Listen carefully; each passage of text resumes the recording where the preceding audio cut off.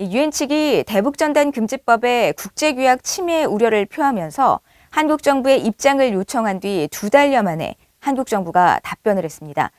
접경 지역 주민 안전을 위한 최소한의 제한과 또 최소한의 표현의 자유 제한이라는 내용이 중심인데, 국제인권단체는 대북전단 금지법은 북한의 김정은 남매를 달래려는 조치로 인권 변호사 출신 대통령이 북한 정권 옹호를 위해 자국민의 인권을 탄압하는 것이라고 주장하며 비판했습니다.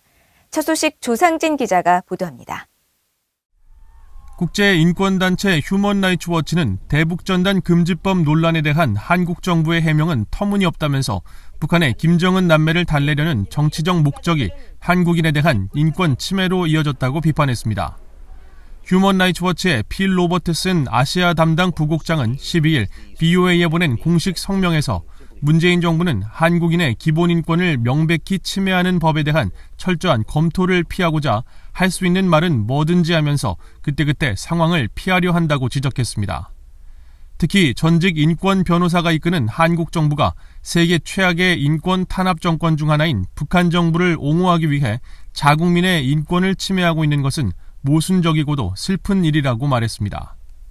앞서 유엔 특별 보고관들은 지난 4월 19일 한국 정부에 서한을 보내 대북전단 금지법이 시민적, 정치적 권리에 관한 국제규약 19조에 명시된 표현의 자유 등을 침해할 우려가 있다며 한국 정부에 입장을 요청했습니다.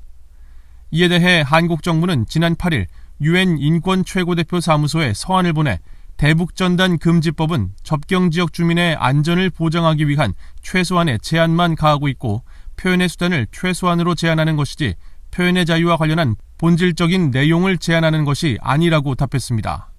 휴먼라이츠 워치는 그러나 한국 정부의 서한에 대해 대북전단 금지법처럼 특정 행동을 전면 금지하는 것은 지나치게 광범위하고 표현의 자유에 대한 타당한 제약의 범위도 훨씬 넘어서게 된다고 반박했습니다. 이어 해당 법은 북한 주민들에게 그들의 권리에 대해 알려주려는 외부 단체들을 맹렬히 비난해온 김정은과 그 여동생의 분노를 달래는 것을 주 목적으로 통과된 본질적으로 정치적인 행위라고 비판했습니다. 이어 한국 정부가 국제 인권 기준을 준수하는 데 진지했다면 그렇게 광범위한 금지책을 통과시키거나 집행하기보다 현행법을 활용해 사례별, 사건별 기준으로 규제하는 접근법을 취했을 것이라고 지적했습니다. 북한의 억압적 체제와 인권 유린, 중국 내 탈북민 강제 북송 실태 등에 대해 심각한 우려를 표명해온 휴먼라이츠 워치는 최근 들어 한국 문재인 정부가 이런 문제를 외면하고 있다며 한국에 대한 비판 수위를 높여왔습니다.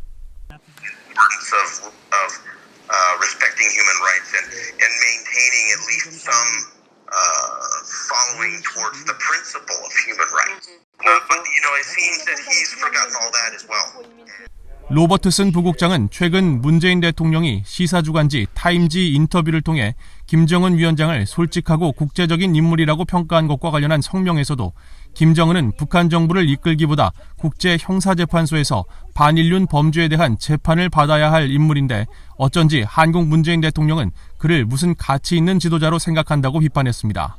그러면서 다행히도 한국민들은 북한 정권에 대한 문 대통령의 망상을 간파해왔다고 밝혔습니다. BOA 뉴스 조상진입니다.